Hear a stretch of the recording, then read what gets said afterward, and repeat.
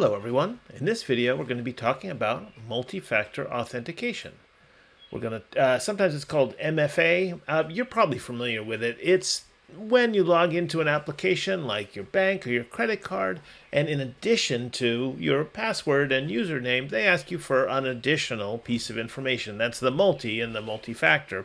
In this case, in Main Street sites, there'll be an extra 6-digit code that you'll enter, and that provides more security in your account. It makes sure that even if someone has gotten a hold of your username and password, they still don't have your secret code and they cannot break into your account. This is entirely optional. It's something you can turn on if you'd like to make your Main Street Sites account more secure. So in this video, we're going to be talking about what is MFA. We're going to see examples of the Authenticator apps, the applications you use to get that 6-digit code. And we're going to see how you turn this on for your Main Street Sites account. And we'll show an example of using MFA when you log into Main Street Sites. Okay, so let's go right ahead with the example. We'll skip ahead to the good part. Here I'm logging into Main Street Sites. I've got a little test account here. I go to log in and I see a new prompt here because I've turned on MFA for this account and it wants that security code. Now I mentioned the Authenticator app. There's lots of these third-party apps you can use. They're free. It's easy to download them. Some that we see used are the Google Authenticator app. There's one called Authy. Microsoft has one as well. If I just click through a little bit here, this is Authy from Twilio. It's a free download. Google has Google Authenticator. There are lots of examples. They all do the same thing, create this little 6-digit code. So I'm here. It's asking for my code. I have a little Authenticator app here. I need to log in, so give me a second here.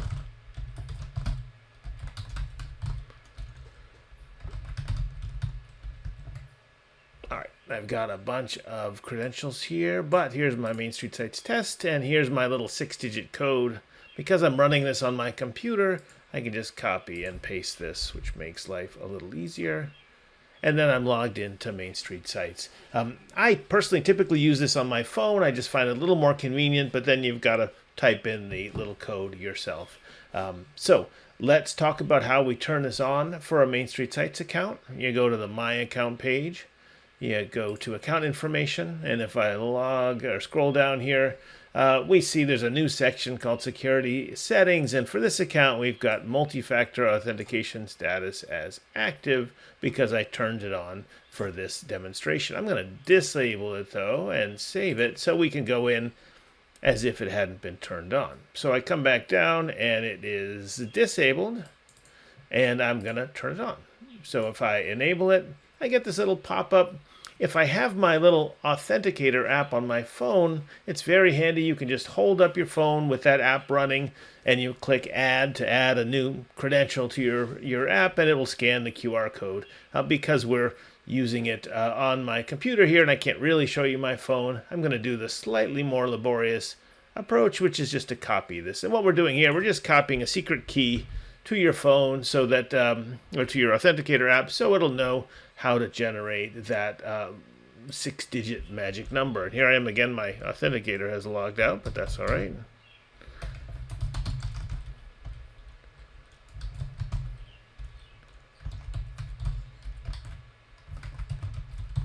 And we're in, which is great. I hit a little plus here. This is going to be my Main Street Sites test.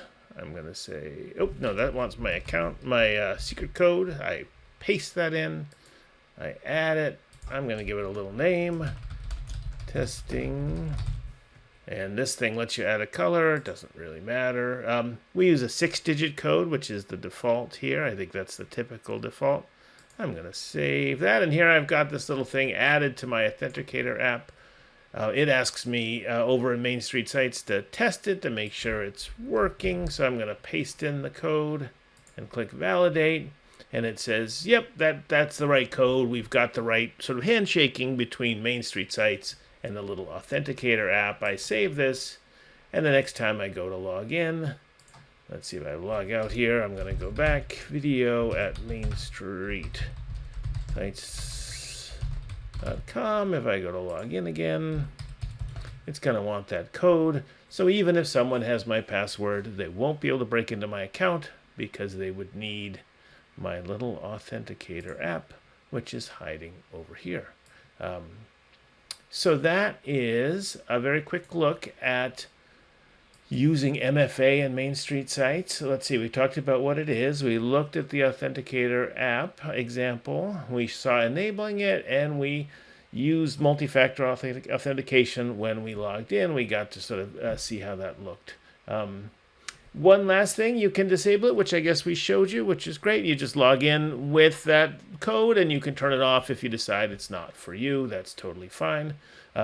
Similarly, if you have additional users using your Main Street Sites account, you've got some admins or some teachers, you can turn this on for them as well. They can log in and go enable it and do the exact same thing from their My Account page.